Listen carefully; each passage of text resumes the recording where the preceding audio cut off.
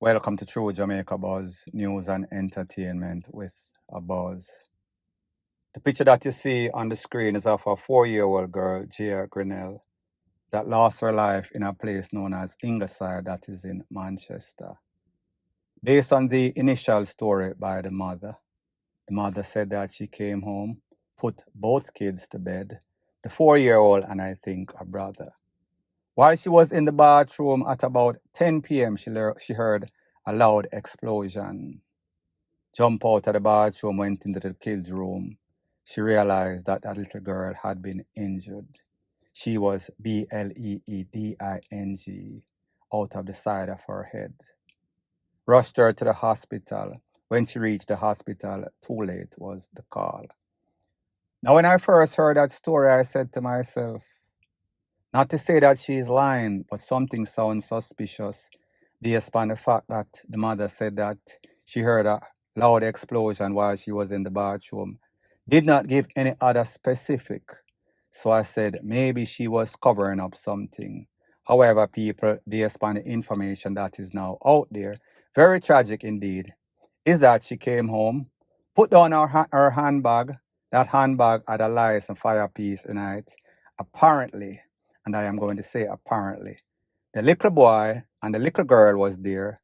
Apparently, the little boy was probably playing with the tool, and the tool went off based on the injury from what the little girl got. I am assuming it was not self-inflicted.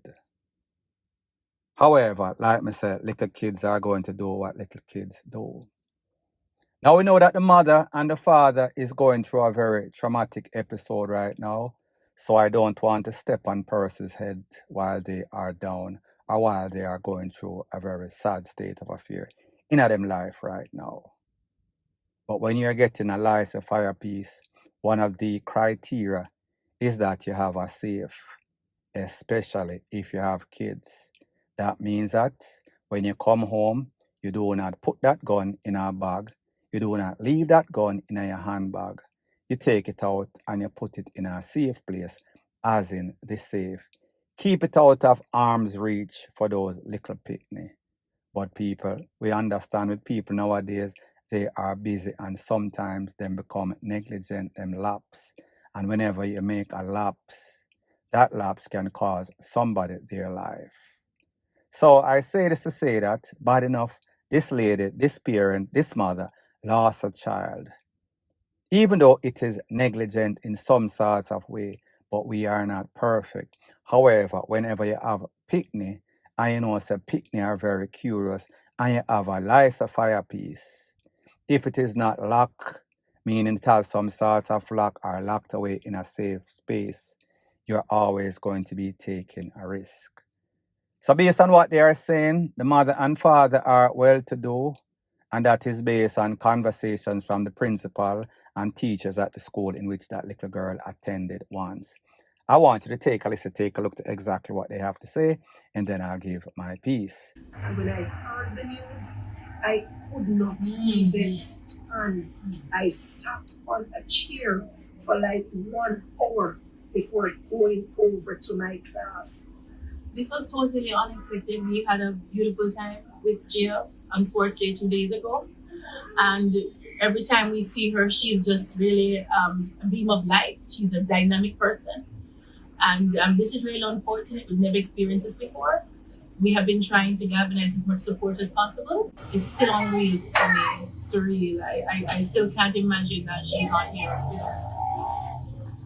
This morning when I reached out and I heard that she was removed to the morgue, I understood that she was really gone. She was a sweetheart.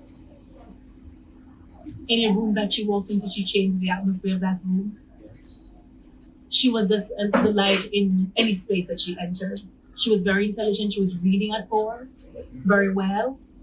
Her cognitive skills were just very developed for her age. And she had 2 parents who I believe loved and cared for her domestically. So people, one must not assume, but based on how the principal and the teacher sound, based on how they explain themselves, you could tell that this is no sort of Bogoyaga place.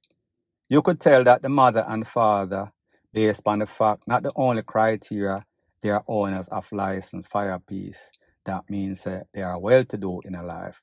No sort, well, I'm not going to say no sorts of Buguyaga don't have any sorts at all, but me just say, based on the school and based on the fact that they are licensed firearm holder, it tells you that they are responsible people. And even responsible people make mistake. So like I said, you sleep and mark death. For all of you other mothers and fathers, parents and guardians out there, whenever you have pit in your house, please to safeguard that that child don't get a hold of that fire piece and fire it off, as in the case of this little 4-year-old and their brother. Point blank and period. Police him. Kill one of local virgin. Just go in. I'm horse. Tell him kneel down and shoot him. You see me? Nothing they not find nothing like him. And I like him there, but nothing there. You see me? I know them as a wrong identity. You see me? So the next thing that is popping in the news, is it okay for casualty of war, collateral damage in Jamaica's quest and the JCF quest to rid itself or ourselves of gunmen, gangsters, wanted men, murderers, and top crimes in Jamaica? Is it okay if a certain amount of people lose their life to achieve this objective? Or is the police getting carried away?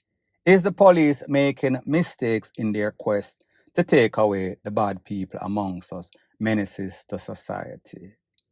A couple of days in a Old Harbour, a stone's throw from where that police corporal lost his life, a man known as Johnson lost his life.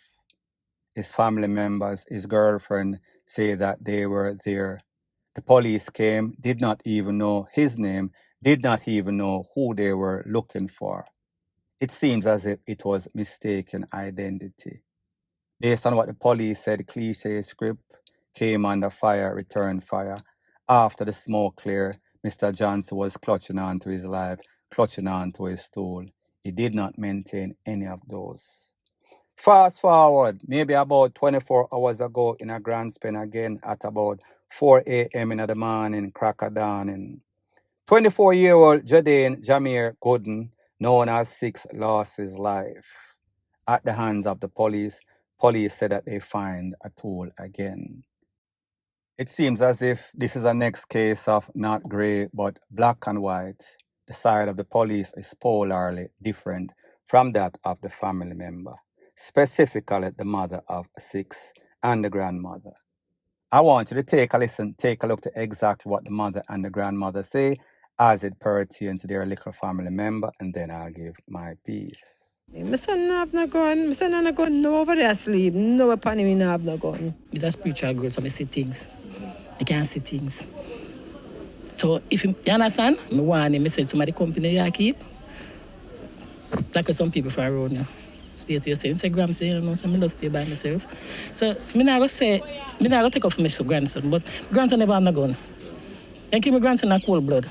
He wasn't a gun man. I never yet see him with a gun. I want justice for my son, because him dead like that hot. Him dead like that hot. Him don't even know him dead. You kill other people's child, our children, and I say gun. Need to stop it now, man. You need to stop. It piss me off. I tell you, my heart bleed. Right now, my heart I feel like it's swell. It's swell. My heart swell. It hurts. Hurt me.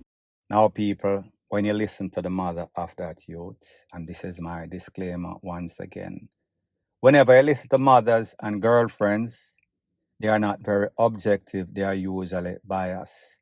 They are always going to say the youth is innocent, even when he is guilty as sin. Not to say that this youth in this case was guilty as sin, because based on what people say, him never do nothing. He was involved in no sorts of crime. However, he had that name known as Six, linked with Squash. Not to say that he's any sort of affiliate of Squash or the Six, but me just say him have a kind of criminal name linked with criminality. When the mother speaks, she's more definitive, saying that without a shadow of a doubt, this youth is innocent. Never do nothing from the day him born. Don't have any sort of criminal act. Never sleep at the police station. Never do anything that is wrong in his life. However, when you listen to the grandmother, she's going to say that, me nah take up FEMA. Sometimes people say that it is an average thing that some people say. Me nah take up for anybody because me don't really know them like that.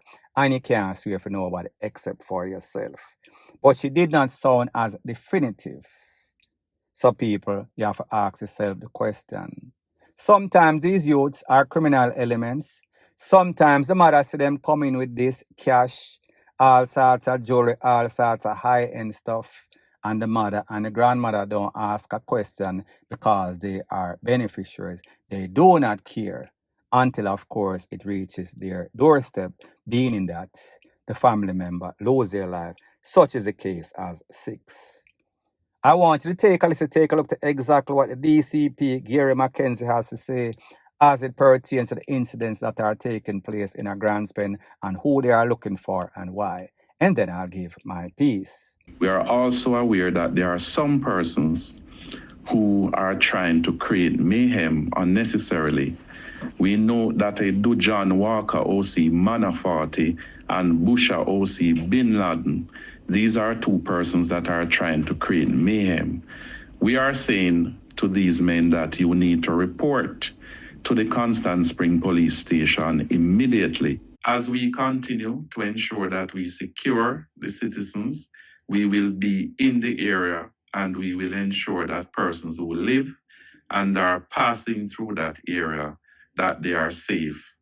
We will continue to ensure that we carry out our responsibilities as a police force as we aim to ensure that the society is safe.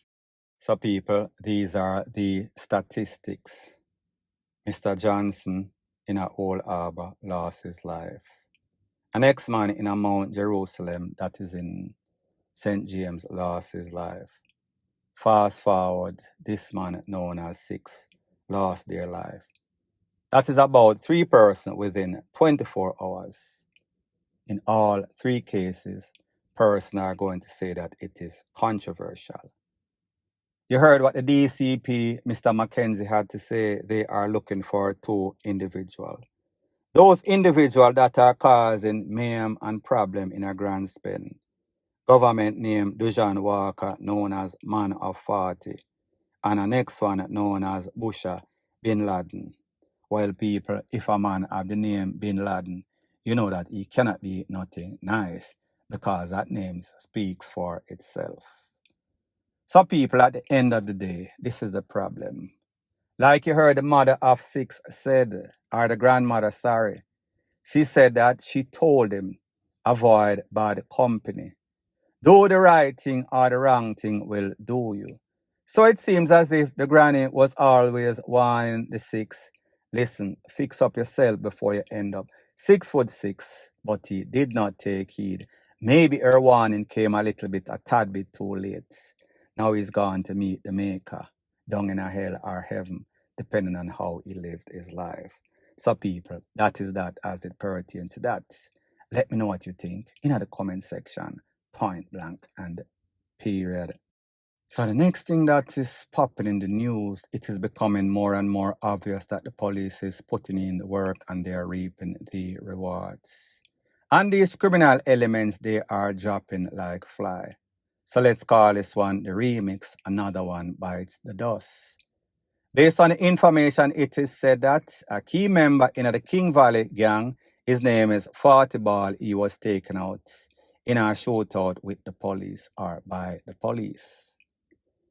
Now people, what these youths don't realize is that things have changed drastically for the worse as it pertains to them. It seems as if people are tired of these broke gunmen that are bringing nothing to the table. There is no sort of symbiotic relationship with the residents in which they live. That means them now no money, them coming like some broke foreigner. The only thing that they are bringing is mischief and mayhem in the community. So the people kind of get tired of them. So it seems as if the information or intelligence that is being shared to the police is becoming more frequent and more accurate. So whenever the police start look for them, in our tutus, they are falling like dominoes, trickle-down effect. And it seems as if this is the latest victim. And when we think about the fact that most of these individuals have had their day in a court, have had their ins and outs in the jail, it's like a revolving door. Most of the time, when them start commit their most serious crimes, is after they were in jail, locked up, and then given bail by these judges that are keeping these sympathy party. And when them come out, them do the same thing. However, it seems as if while we are questioning the judges and the system, I say the lawyer, them defense lawyer, they're in the body club. So it seems as if them have some sorts of hold upon these judges, them have them under gozo. It seems as if it might just be a blessing in a disguise. Because if you remember, maybe last year or so, there was a big case involving this same gang. Some of them beat the case, some of them were convicted. However, it seems as if some of those persons that beat the case, it was only a blessing in disguise for the people of Jamaica. Meaning that the judge sent them out so that the police can take them out. Is that the case in this case? Point blank and period.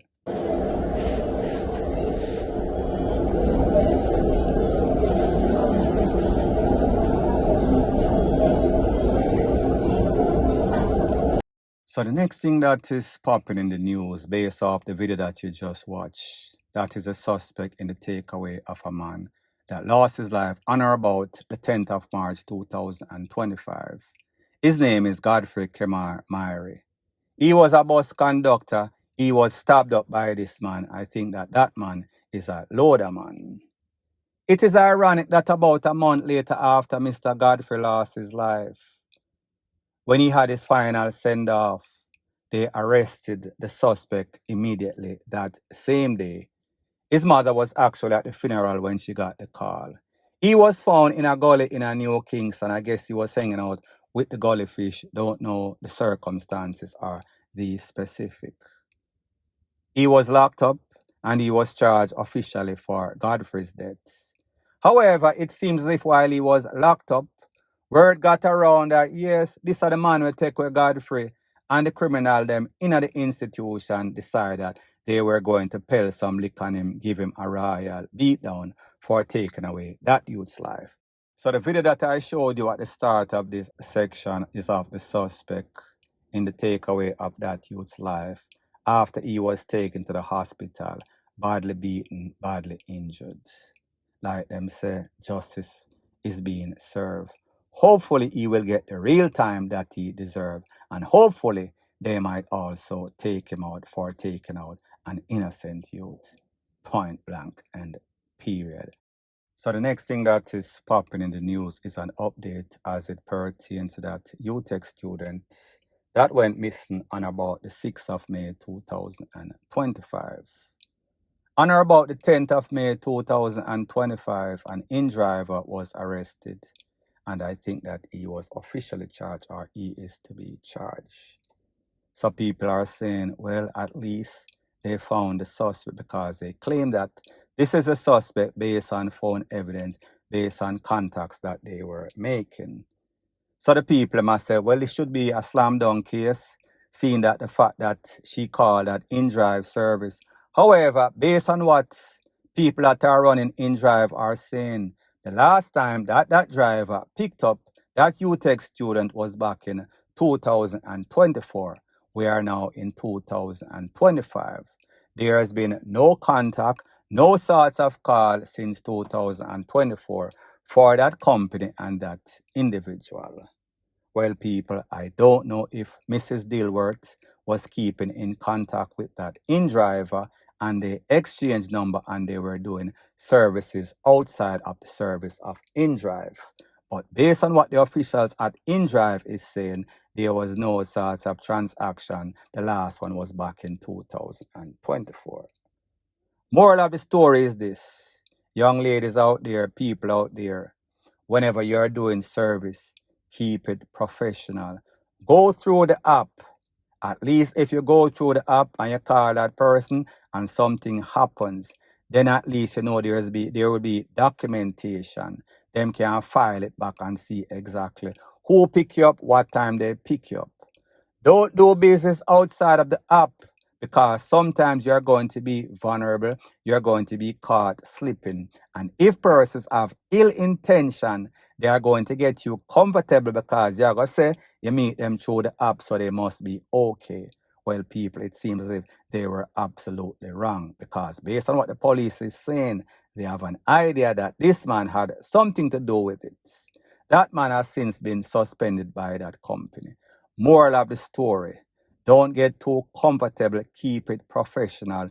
Do not keep it personal, because when you keep it personal, these sick, demented men are going to take it personal, as in taking you personally out. Point blank and period. So anyways, people, thanks once again for checking out my video. If you appreciate videos like these, please show your appreciation by liking, commenting, sharing, and subscribing to my channel. That is how YouTube promotes videos like these to like-minded, sensible persons like yourself. Bless up.